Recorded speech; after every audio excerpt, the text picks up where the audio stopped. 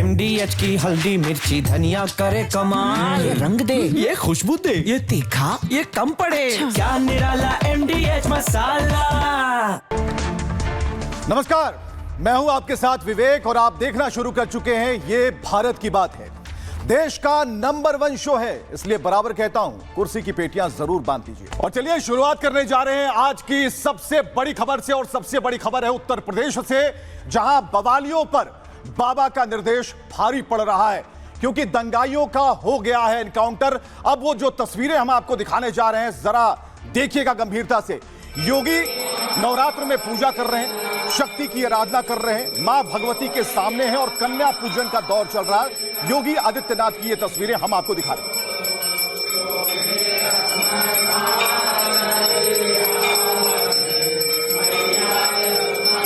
योगी कन्या पूजन कर रहे हैं। दूसरी तरफ वाली जो तस्वीर है वो बता रही है कि बवालियों पर किस तरीके से लाठी का प्रयोग करने के लिए पूरी फौज तैयार है। यह तस्वीर है उत्तर प्रदेश के बरेली से, जहां पर महिला ब्रिगेड की तैनाती कर दी गई है। 1000 महिला पुलिसकर्मी तैनात है, यानी कि दुर्गा ब्रिगेड बरेली के मैदान में है। कोई भी दंगाई अब बख्शा नहीं जाएगा। इसके बाद बरेली में किस तरीके से दंगाइयों का एनकाउंटर हुआ। जो पकड़े गए उन्होंने हाथ जोड़कर माफी मांगी, लेकिन जो भाग रहे थे उन्हें किस तरीके से पैर में गोली मारी गई है, यह तस्वीरें। तो ये कराहते हुए दंगाई आपको दिख रहे हैं, ये योगी का एक्शन है। योगी की पुलिस ने एक्शन लिया है। इसके बाद चंड मुंड को राइट टाइम कर दिया योगी के निर्देश ने। योगी अभी फुल फॉर्म में है, उनकी सेना फुल फॉर्म में। दुर्गा ब्रिगेड को आपने देखा, लेकिन किस तरीके से ये सारे दंगाई जो हैं लाइन हाजिर किए गए, हाथ जोड़े हुए हैं। हर उम्र के लोग हैं। जरा देखिए इनकी तस्वीर, इनके चेहरे को जरा देखिए।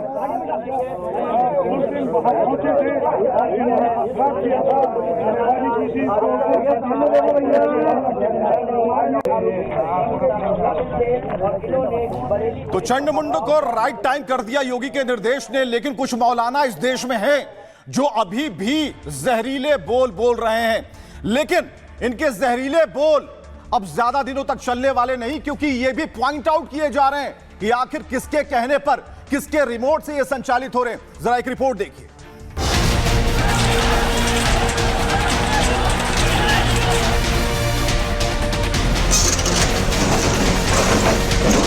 बेवजह में जिन लोगों के घरों पर दबिश डाल के आपने गिरफ्तार किया है, उन लोगों के ऊपर जो धाराएं लगाई हैं वो वापस ली जाए। ये तो मिलेगा, इनके बाप की जागीर है जो ये रोक दें, इनके शहर में आया है जो रोक दें।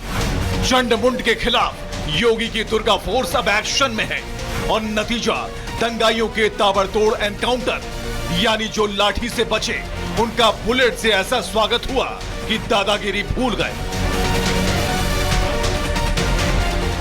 एक्शन पर एक्शन से कई मौलाना टेंशन में आ गए हैं। कई योगी को गीदड़ धमकियां दे रहे हैं। कोई हद पार कर सीएम की मां पर तंज कस रहा है। हद तो यह है कि अब कांग्रेस भी दंगे की आग पर सियासी रोटियां सेकने कूद पड़ी है। ये पूरा सरकार का प्रायोजित मामला है। योगी जी के द्वारा मैं समझता हूँ कि पूरी चीज़ें ये सामने आ रही हैं सरकार के द्वारा, योगी सरकार के द्वारा, और जो भी वहाँ हुआ है वो गलत है। साजिश कोई भी हो या कैसी भी सियासत, फायर ब्रांड योगी का प्रण पक्का है। अगर पत्थर उठाया तो लाठी भी मिलेगी और अब तो गोली भी चलेगी।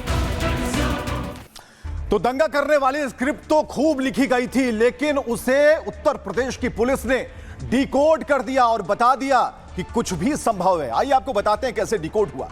बरेली में बवालियों का जबरदस्त इलाज जारी है। पुलिस ने 2 आरोपियों का एनकाउंटर कर दिया है, तस्वीरें आपने देखी। जबकि दूसरी तरफ दंगे को लेकर एक बड़ा खुलासा हुआ।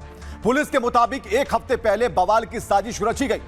19 सितंबर को ही बरेली में दंगे की साजिश हो गई थी, यानी कि प्लान पूरा तैयार था। हिंसा के लिए 3 लोग बंगाल और बिहार से बुलाए गए ताकि दंगा बढ़िया तरीके से करवा पाए। साथ ही नदीम ने पड़ोसी जिलों से भी बवाली बुला लिए थे, पत्थरबाजी में कोई कमी न रही। नदीम ने सोशल मीडिया पर कुछ लोगों को बरेली भी बुलाया, जबकि बहुत से लोगों को बरेली आने का मौखिक फरमान मिला। इधर उधर से लोग जुटाए गए। जुमे के दिन नमाज की टाइमिंग जानबूझकर बदल दी गई। 1 बजे के बजाय 2:30 बजे लोग जुमे की नमाज के लिए आए, यानी कि दंगे की जो स्क्रिप्ट थी और समय सब कुछ पहले से फिक्स था, लेकिन इसे डिकोड कर दिया है उत्तर प्रदेश की पुलिस ने। एसएसपी बरेली अनुराग आर्या को सुनिए। टोटल 8 अभियुक्तों को पुलिस के द्वारा गिरफ्तार किया गया है, जिसमें 2 अभियुक्त पुलिस मुठभेड़ के दौरान थाना सीबीगंज की टीम के द्वारा गिरफ्तार किए गए हैं। टोटल हम लोगों के 8 अभियुक्त हैं जो आज की डेट में गिरफ्तार होकर जेल जा रहे हैं। टोटल पुलिस के द्वारा अब तक 81 अभियुक्त इसमें गिरफ्तार किए जा चुके हैं। हम लोगों की टीमें सीसीटीवी के माध्यम से, ICCC कंट्रोल रूम के जो फुटेजेस उपलब्ध हैं उसके माध्यम से, ड्रोन की जो फुटेजेस उपलब्ध हैं उसके माध्यम से लगातार इस आइडेंटिफिकेशन के लिए लगे हुए हैं कि कौन कौन ऐसे लोग थे जो भीड़ को उकसाने में और भीड़ को एग्रेसिव बनाने में शामिल थे। मौलाना तौकीर का इलाज हो रहा है, मेन मास्टरमाइंड वही था, लेकिन उसका जो भाई है उसके भाई ने भी जहर बोना शुरू कर दिया। अब ये मैदान में उतर आया है, देखिए क्या कह रहा है। शासन से ये अपील की गई है कि जिन लोगों को आपने गिरफ्तार किया है, बेवजह में जिन लोगों के घरों पर दबिश डाल के आपने गिरफ्तार किया है, उन लोगों को ऊपर जो धाराएं लगाई हैं वो वापस ली जाएं और उनको रिहा किया जाए। और जिनके घरों पर बिल्डोज़र चलाने की तैयारी की है या बिल्डोज़र चलाने की कोशिश कर रहे हैं, उस पर रोक लगाई जाए। गिरफ्तारियां रुकवाने की बात कर रहे हैं, जहाँ जहाँ बात कर सकते हैं वहाँ बात कर रहे हैं, तो ऐसी बात नहीं, एक खामोश हैं। अरे ये तो मिलेगा, इनके बाप की जागीर है जो ये रोक दें, इनकी की मेहर में आया है जो रोक दें। अरे हम तो बराबरी के हकदार हैं, बराबरी के हकदार हैं, ना मोदी की मेहर में, ना ये यूपी का रहने वाला जोगी, ना इनकी मेहर में। आओ आओ मौलाना फिरोज खान रज़वी को हथकड़ी लगा लो, अगर दम है तो। हम जेलों से नहीं घबराया करते, हमारे खानदान फांसी के फंदे पर चढ़े हैं, हमारे खानदान जेलों में गए हैं। मौलाना तौकीर रजा भी कुछ ऐसे ही कह रहा, अगर हिम्मत है तो आ जाओ। अब ये भी कह रहे हैं हिम्मत है तो आ जाओ। जब योगी की पुलिस आई तो सबकी हिम्मत निकल गई। तस्वीर, ये कांग्रेस के सांसद हैं जो कि इन्हें मौका मिल गया, और मौका जैसे ही मिला इन्होंने भी अब आग उगलना शुरू कर दिया, यानी कि आग लगी है उसमें घी डालना शुरू कर दिया। जरा सुनिए कांग्रेस के सांसद इमरान मसूद को। और जो हालात वहाँ के बने हुए हैं, लेकिन ये जो माहौल चल रहा है, जिस तरह का माहौल बना हुआ है, उस माहौल के अंदर सब लोगों को समझना चाहिए। देश के अंदर 2 तरह के कानून हो गए, हमारे लिए कानून कुछ और है, दूसरों के लिए कानून कुछ और है। तो इमरान मसूद कोई अकेले नेता नहीं है, एक और नेता है। ये देखिए पूर्व सांसद दानिश अली, इन्होंने भी फायदा उठाया इस मौके का और इन्होंने भी जहर उगलना शुरू कर दिया। मतलब ये कि दानिश अली को भी पुलिस ने हाउस अरेस्ट किया है। इससे पहले जो तस्वीरें आपने देखी कांग्रेस सांसद की, इमरान मसूद की, उन्हें भी हाउस अरेस्ट किया गया है और ये बरेली जाने वाले थे लेकिन इन्हें रोका गया है। तो कुल मिलाकर जो साजिश थी वो अपनी जगह है, लेकिन आग में घी डालना किसे कहते हैं इन पार्टी के नेता सिखा रहे हैं। चलिए हम आपको बताते हैं कौन क्या कह रहा है। खबर क्या है ये समझिए। बरेली में बवाल के बाद से माहौल तनावपूर्ण है, बावजूद इसके मुस्लिम नेता बरेली जाने की जिद पकड़े हुए हैं। कांग्रेस सांसद इमरान मसूद ने बरेली जाने का ऐलान किया था कि बरेली जाएंगे, तमाशा देखेंगे, लेकिन पुलिस ने पहले ही उन्हें हाउस अरेस्ट कर लिया, उन्हें नजरबंद कर दिया। इस तरह पूर्व सांसद दानिश अली को भी हाउस अरेस्ट किया गया है। इनकी भी मंशा थी कि हम भी जाते वहां पर। इमरान मसूद और दानिश अली दोनों ही कांग्रेस के लीडर हैं। बरेली जाकर ये नेता अधिकारियों से मिलने की बात कह रहे हैं, लेकिन बरेली जाने का वक्त और उनकी मंशा पर ही सवाल खड़े हो रहे हैं। सोशल मीडिया पर लोग बरेली जाने वाले नेताओं से सवाल पूछ रहे हैं। यही मायने क्या है ये अब देखिए कि क्या तनाव के बीच बरेली जाने का मकसद राजनीतिक नहीं है? क्या बरेली बवाल की आग को सियासी रंग देना चाहती है कांग्रेस? क्या मुस्लिम वोट के लिए कांग्रेस अपने नेताओं को बरेली भेज रही है? तो यह बड़ा सवाल है। लेकिन सियासी गलियारे से भी कुछ आवाजें आ रही हैं। क्या आवाजें हैं आप भी सुनिए। बरेली का सारा विवाद समाजवादी पार्टी की सरकार में राज्य मंत्री रहे एक मौलाना कहे जाने वाले राजनीतिक व्यक्ति की आयोजित हिंसा का परिणाम है, और इसी को हिंसा को और रूप देने के लिए ऐसे राजनीतिक नेता शांत बरेली में आकर अशांति उत्पन्न करने की कोशिश कर रहे हैं, योगी को धमकी दे रहे हैं। लेकिन योगी आदित्यनाथ की सरकार ऐसी धमकियों से डरने वाली नहीं है और निश्चित रूप से कानून व्यवस्था के साथ खिलवाड़ करने वाले लोगों के विरुद्ध भी सख्त से सख्त कार्रवाई की जाए। पूरा सरकार का प्रायोजित मामला है। योगी जी के द्वारा मैं समझता हूँ कि पूरी चीज़ें ये सामने आ रही हैं सरकार के द्वारा, योगी सरकार के द्वारा, और जो भी वहाँ हुआ है वो गलत है और नहीं होना चाहिए था। और अपने ईश्वर से सबको प्यार है। कोई भी धर्म जात के लोग जो अपने भगवान से प्यार नहीं करते, इसका मतलब वो समाज से प्यार नहीं करते, देश से प्यार नहीं करते। ईश्वर से प्यार है तो लोगों से प्यार है, समाज से प्यार है, और वो देशभक्त है, राष्ट्रभक्त है। पूरे देश और प्रदेश को पता है कि उत्तर प्रदेश में बरेली की घटना के लिए योगी सरकार के प्रशासन ही जिम्मेदार है और ये योगी सरकार के इंटेलिजेंस का फेलियर है। और प्रदेश और देश आशा भी क्या कर सकता है जब माननीय मुख्यमंत्री जी योगी जी 80-20 की बात करते हैं। जो कट्टरपंथ की आग है वो आगे बढ़ चली है, यानी कि हरियाणा तक पहुंच चुकी है। सोनीपत की तस्वीरें हम आपको दिखा रहे हैं। पार्क में क्या लिखा है? पार्क में वही स्लोगन लिखा हुआ, वही बात लिखी हुई है जिसकी बिना पर उत्तर प्रदेश में बरेली को आग लगाने की कोशिश हुई। इसके अलावा हम आपको तस्वीरें लगातार दिखा रहे हैं। तस्वीरें आप देखिए, मुंबई से तस्वीरें आई हैं। डांडिया में एक मुस्लिम युवक घुस गया, पहले से ही प्रवेश वर्जित था, नॉन हिंदू के प्रवेश पर बैन था, लेकिन इसके बाद भी इसने प्रवेश पाया। उसके बाद क्या हुआ ये देखिए।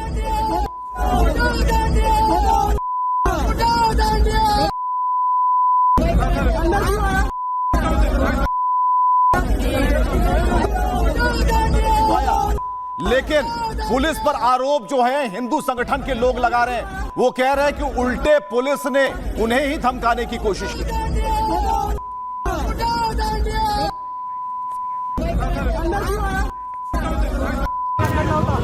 ये पुलिस वाले लोग अपने हिंदू भाई लोग को मारने मीरा रोड में हम लोग करवा से को पकड़ के दे रहे थे। ये पुलिस वाले लोग हम लोग को मारने, हमारा भाई का गला घोटा के उसको गाली देंगे। इसका गला दबा दिया हमारे भाई का। अपने भाई लोग को देखो पुलिस ने कैसा डिटेन किया। मुंबई मीरा रोड पुलिस अपने दुर्गेश भाई को डिटेन किया इधर। तो ये वानगी भर है, लोगों को जागरूक करने के लिए है, इस कदर कि आपके घर या हमारे घर जो भी बेटियां हैं वो सुरक्षित रहें, उनकी भी आंख खुले कि देश दुनिया में आखिर कौन सा गिरोह क्या करना चाह रहा है। लेकिन इस बीच एक और डर की हम बात कर रहे हैं। अतीक के बेटे को मुख्तार वाला डर सता रहा। अब मुख्तार यहां कैसे आ रहे हैं? मुख्तार अंसारी, ये हम आपको बता रहे हैं। झांसी उत्तर प्रदेश, माफिया अतीक का बेटा अली, जिसकी तस्वीरें आप देख पा रहे हैं, लेकिन इसे डर है। डर क्या है कि उसी जेल में इसे शिफ्ट किया जा रहा है जहां मुख्तार अंसारी को रखा गया था। अब अंजाम के डर से ये अब योगी से गुहार लगा रहा है, यानी कि सीएम से गुहार लगा रहा है कि अब हमें बचाओ। तो ये दलील दी जा रही है। आप समझिए कि अपराधियों का खौफ किस कदर बढ़ चला है। मुख्तार वाली जेल में अली के शिफ्ट होने की कहानी क्या है? अतीक के मिट्टी में मिल जाने के बाद, अतीक को जब मिट्टी में मिलाया गया, माफिया के लाडलों को भी मौत से डर लगने लगा है।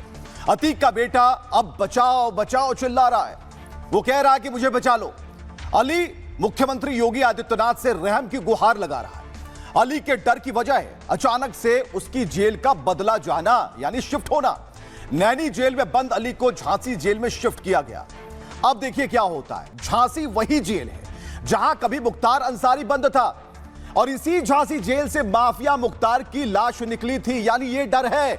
अब अली को भी अपनी मौत का खौफ सताने लगा है। उसने गुहार लगाते हुए कहा, योगी जी रहम करो, जो हो गया वो हो गया, अब परेशान ना किया जाए। अब ये तो अल्लाह जानता है सुरक्षित रहेंगे या नहीं रहेंगे। अली माफिया अतीक का दूसरे नंबर का बेटा है, जो अब सीएम योगी से जान बचाने की गुहार लगा रहा है। चलिए अगली वो खबर जो आपके और हमारे बच्चों की जिंदगी से जुड़ी हुई है। बात उसकी कि कभी हमारे बच्चे जब बीमार पड़ते हैं तो उन्हें कफ सिरप की जरूरत होती है, लेकिन अगर वो मौत की घूंट बन जाए तो फिर तो सवाल खड़े होंगे, क्योंकि कफ सिरप की मौत वाली घूंट अब मां बाप को परेशान कर रही है। तस्वीरें हम आपको दिखा रहे हैं। ये तस्वीरें हैं छिंदवाड़ा की, ये मध्य प्रदेश की तस्वीरें हैं जहां पर बच्चों के लिए कफ सिरप मौत की घूंट बनकर सामने आया। मौसम बदल रहे हैं और ऐसे में बच्चे बीमार पड़ रहे हैं। कफ सिरप जानलेवा है, बच्चों की मौत हो रही है। आप देखिए इन तस्वीरों में कि कफ सिरप किस तरीके से जानलेवा है। और राजस्थान का बांसवाड़ा, जहां अस्पताल में बच्चे भर्ती हैं, बीमार हैं, सांस ले रहे हैं, लेकिन उस घूंट को लेने से डर रहे हैं और उस घूंट को दिलाने से माँ बाप भी डर रहे हैं। चलिए, बांसवाड़ा राजस्थान की तस्वीरें, जहां कफ सिरप जानलेवा है, लेकिन ये कफ सिरप की बड़ी जो खेप है, इस पर बैन लगा दिया गया है। मतलब ये कि अब ये मार्केट में तो है, लेकिन बच्चों को नहीं दी जाएंगी। साफ तौर पर सरकार ने प्रतिबंध लगाया, लेकिन जिनके बच्चे अब इस दुनिया में नहीं हैं, उनके पास रोने के सिवाय कोई दूसरा चारा नहीं। कई माँ बाप जो हैं बिलख रहे हैं।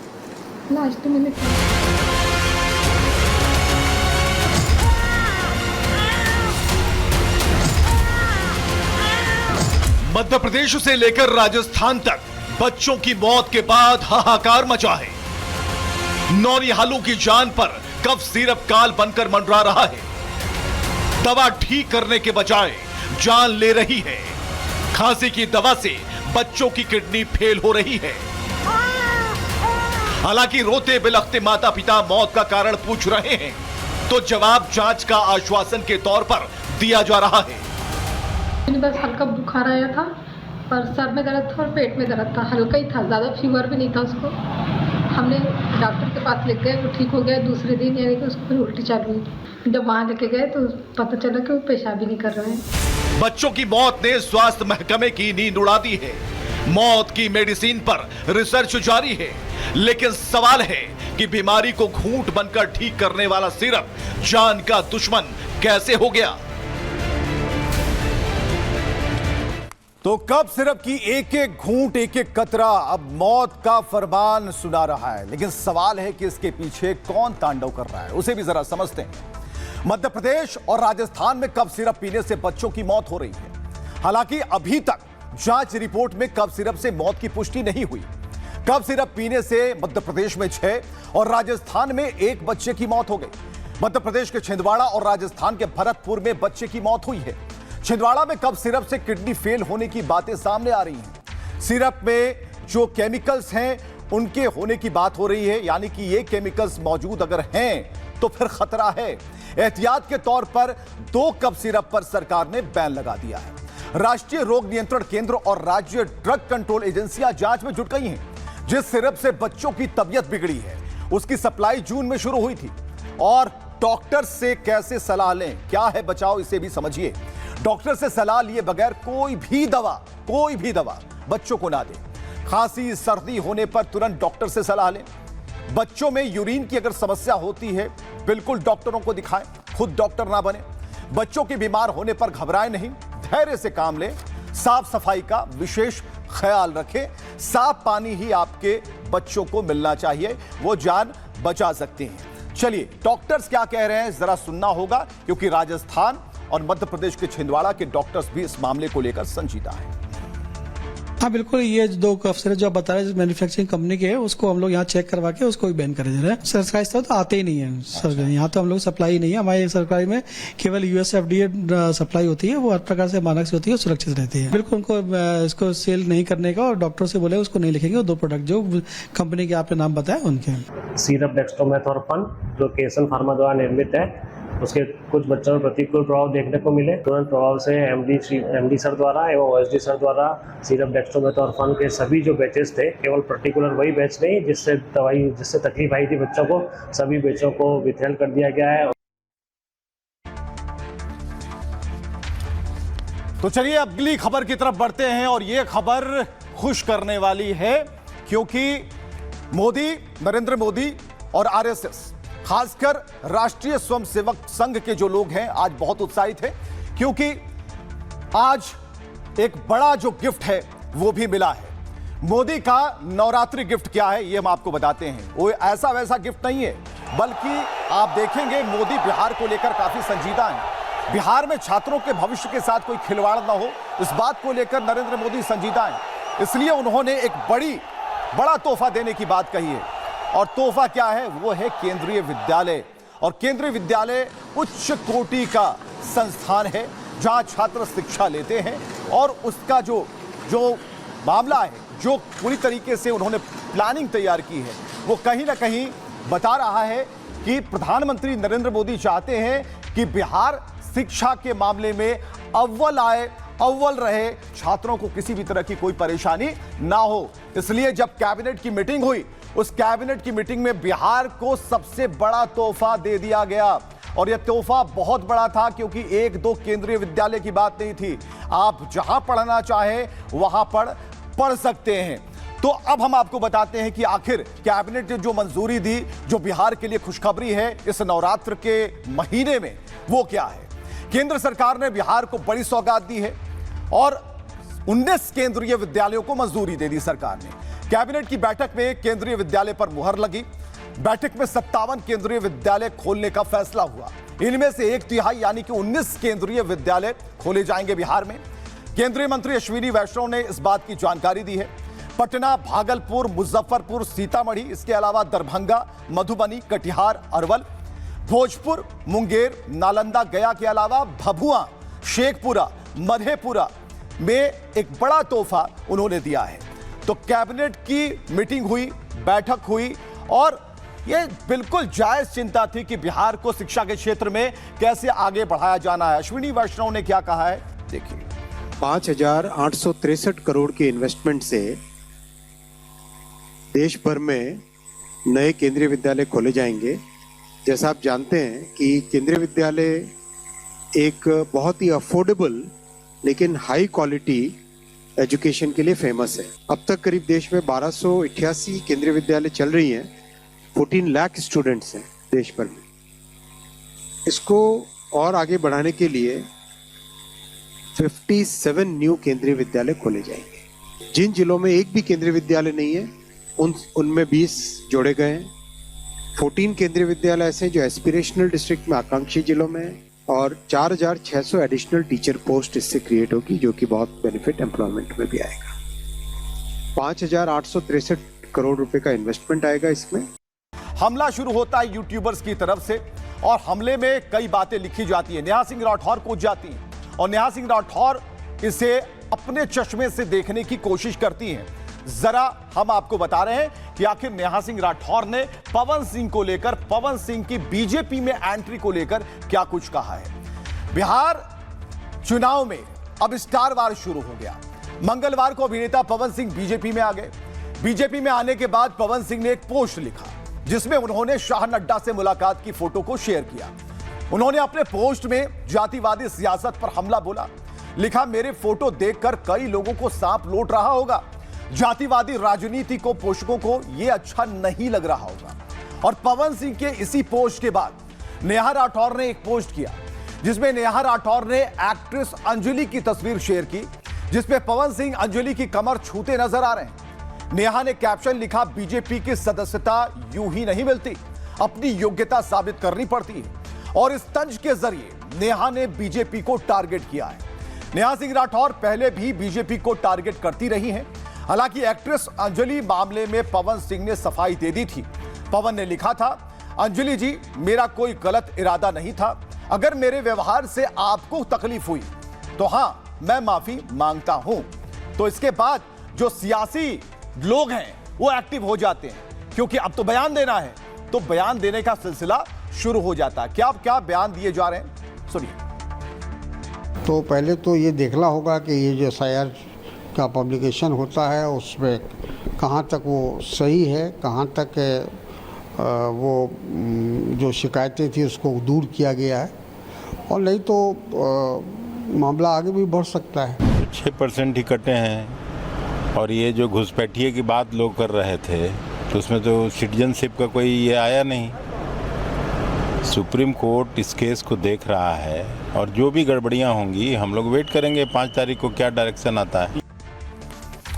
चलिए, आरएसएस के लिए आज का दिन बहुत बड़ा था, क्योंकि आज आरएसएस ने 100 साल पूरे कर लिए। तो पार्टी तो बनती थी, इसलिए भव्य आयोजन हुआ। 100 साल बेमिसाल। कुछ तस्वीरों से इसे जरा जोड़ने की कोशिश करते हैं। तस्वीरें बता रही हैं कि आरएसएस किस तरीके से हिंदूवादी संगठन के तौर पर देश में जब जब जरूरत पड़ी तो उन प्रभावित इलाकों का, प्रभावित मौसम में दल बल के साथ इन्होंने काम किया। सेवा की भावना कूट-कूट कर भरी थी। सोच हिंदूवादी थी, राष्ट्रवादी थी। इसके बाद 70 के दशक की एक तस्वीर जिसमें देश के प्रधानमंत्री नरेंद्र मोदी नजर आ रहे हैं, जिन्होंने एक लंबी पारी खेली और खेल रहे हैं क्योंकि अंदर राष्ट्र भावना है, जनहित की भावना है। तस्वीरें बहुत कुछ कह रही है। एक दो नहीं, संघ के शताब्दी वर्ष में प्रधानमंत्री मोदी ने शिरकत की, जबकि ये केंद्र सरकार का कार्यक्रम था और प्रधानमंत्री नरेंद्र मोदी की उपस्थिति इस वक्त जो थी वो कहीं ना कहीं आरएसएस के उन सभी कैडरों के लिए उनके मनोबल को बढ़ाने वाली थी। तो डाक टिकट जारी किया गया, उस वक्त डाक टिकट जारी किया गया। प्रधानमंत्री नरेंद्र मोदी ने 100 वर्ष पूरे होने पर डाक टिकट जारी किया। इसके अलावा उन्होंने सिक्का भी जारी किया है। तो ये तस्वीरें आप देख पा रहे हैं, डाक टिकट जब जारी किया गया और 100 रुपए के सिक्के जारी किए गए। चलिए उन तस्वीरों को दिखाते हैं। डाक टिकट वाली तस्वीर आपने देखी, लेकिन 100 रुपए का सिक्का जारी किया। लेकिन सिक्के की भी खासियत है, और सिक्के की खासियत क्या है हम आपको बता रहे हैं। सिक्के पर एक तरफ क्या है उसे हम देख रहे हैं। सिक्के पर भारत माता की छवि उकेरी हुई है। ये तस्वीरें आप देख पा रहे हैं।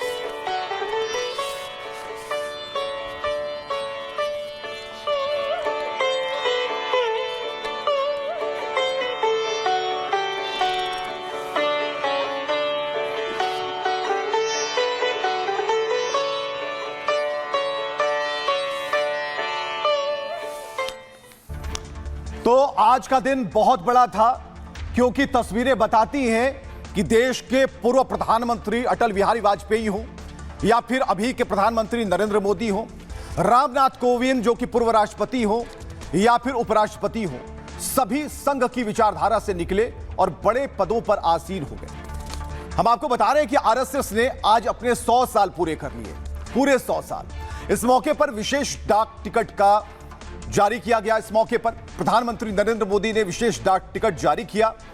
पीएम मोदी ने 100 रुपए का एक सिक्का भी जारी किया। एक तरफ राष्ट्रीय प्रतीक चिन्ह भी उसके ऊपर अंकित है, यानी दिखता है वो।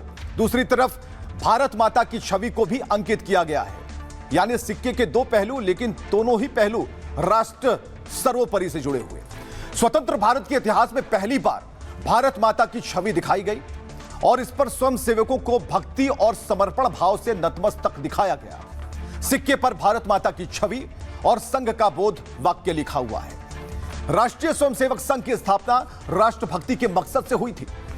ऐसे समय में प्रधानमंत्री ने संघ की देशभक्त को याद किया।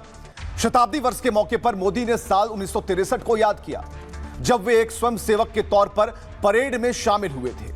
प्रधानमंत्री ने कहा, अन्याय पर न्याय। प्रधानमंत्री ने कहा कि अन्याय पर न्याय, अंधकार पर प्रकाश की जीत, ये भारतीय संस्कृति के विचार हैं और विश्वास का कालजयी उद्घोष हैं। ऐसे महान पर्व विजयदशमी के मौके पर 100 साल पहले आरएसएस की स्थापना संयोग नहीं था। उन्होंने आगे कहा, दूसरे देशों पर आर्थिक निर्भरता, डेमोग्राफी में बदलाव के षड्यंत्र जैसी चुनौतियों से हमारी सरकार तेजी से निपट रही है। स्वयंसेवक होने के नाते मुझे खुशी है कि संघ ने इसके लिए रोड मैप बनाया है। देश में घुसपैठियों से बड़ी चुनौती मिल रही है, इसे हमें सतर्क रहना होगा। तो ये बातें उन्होंने कही। चलिए अब आगे बढ़ते हैं और दुनिया में एक ऐसा देश भी है जो आज भूकंप के झटकों को महसूस कर हिल गया। चलिए उसकी तरफ हम आपको लेकर चलते हैं। जब फिलीपींस में धरती हिल गई, लोग कांप गए, मकान धराशायी हो गए, सभी लोग डर गए। ये तस्वीरें हम आपको अपनी दिखाते हैं, किस तरीके से फिलीपींस में धरती हिली है और क्या क्या तस्वीरें सामने आई हैं। भूकंप के झटके से पुल हिलने लगा। ये पुल हिल रहा है, ये पुल हिल रहा है, जरा देखिए।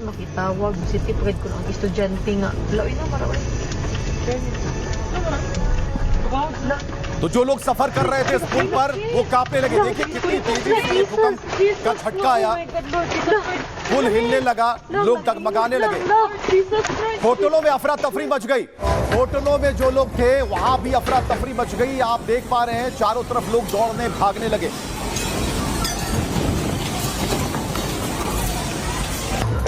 भूकंप इतना जोरदार था कि चर्च का जो ऊपरी गुंबद होता है वो भी टूट गया। ये तस्वीरें फिलीपींस की जहां भूकंप का झटका, और ये तस्वीर जहां चर्च का जो ऊपरी गुंबद है वो टूट कर नीचे गिर गया।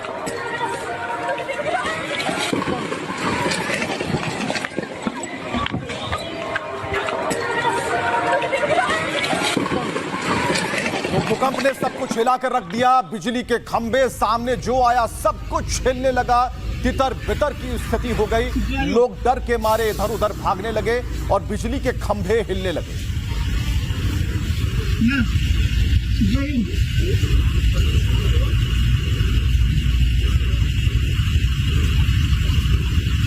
तो भूकंप के डर से जब धरती हिलने लगी, लोग इधर उधर भागने लगे। आप देख पा रहे हैं यहां पर लोग कुछ बैठे हुए थे, उन्हें जैसे ही एहसास हुआ कि वो भूकंप का झटका है, इसके बाद लोग भाग खड़े हुए।